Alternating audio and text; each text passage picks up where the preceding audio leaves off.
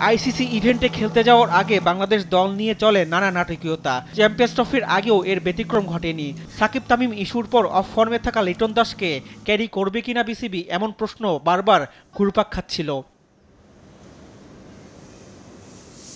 Champions trophy দল ঘোষণা করা হয় রোববার। আইসিসির বেঁধে দেওয়া সময়ের শেষ দিন ছিল।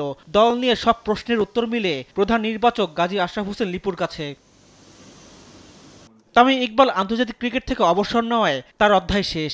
আর 1 বছরের জন্য সাকিবের বোলিং নিষিদ্ধ হওয়ায় চ্যাম্পিয়ন্স ট্রফিতে জায়গা হারাচ্ছেন, এটা অনুমেয় ছিল।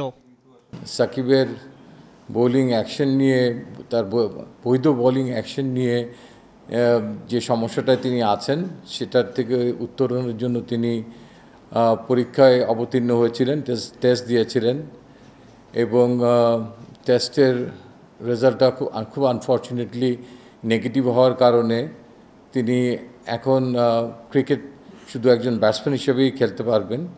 সো সিলেকশন প্রসেসে সাকিব আল হাসানের অবস্থানটা ছিল একজন ব্যাটসম্যান হিসেবেই আমাদের কাছে, এবং আমাদের এই দলে আসলে টিম কম্বিনেশনটা সাজাতে গিয়ে শুধু ব্যাটসম্যান হিসেবে তাকে আমরা এই 15 জনে অ্যাকোমোডেট করতে পারিনি।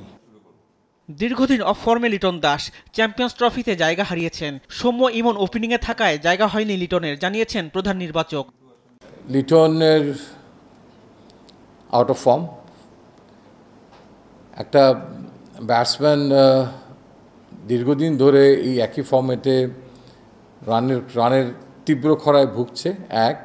ঠিক আস্থার জায়গাটা অনেক সময় একটা ব্যাটসম্যান আউট অফ ফর্ম থাকলেও যখন তার প্রতি অনেক সময় ঠিক আস্থার জায়গা থেকে দলে সিলেক্ট হয়, সেই জায়গাটা আমার মনে হয় যে এই মুহূর্তে তিনি সেই অবস্থানে নেই।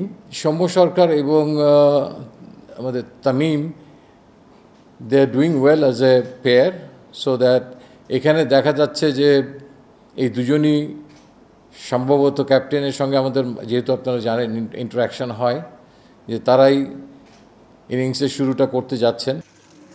দলের অধিনায়ক নাজমুল হোসেন শান্ত, তার সঙ্গে মিডল অর্ডারে তানজিদ তামিম, হৃদয়, মুশফিক, রিয়াদরা আছেন। ফিনিশিংয়ে জাকের আলী উইকেট কিপিংটাও করতে পারেন। দলের অলরাউন্ডারে অটো চয়েস মিরাজ।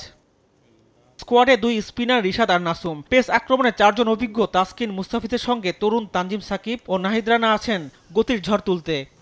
রিফাত আঞ্জুম, দেশ টিভি, ঢাকা।